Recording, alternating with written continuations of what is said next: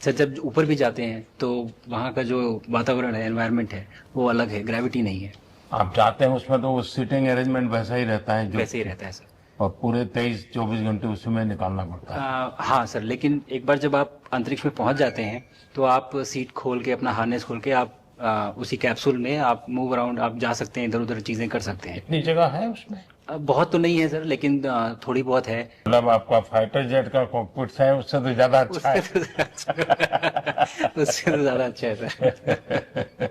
But पहुंचने के बाद सर काफी कुछ चेंजेस होते हैं, जैसे पूरा आपका हार्ट स्लो हो जाता है, तो वो कुछ बदलाव होते हैं, और वो फिर लेकिन 4-5 दिन में बॉडी आपकी यूज टू हो जाती है, वहां आप नॉर्मल हो जाते हैं। और फिर जब वापस आते हैं तो फिर वही दोबारा से वही सारे चेंजेस, आप मतलब चल नहीं सकते वापस आते हैं, तो चाहे आप कितने भी स्वस्थ हो।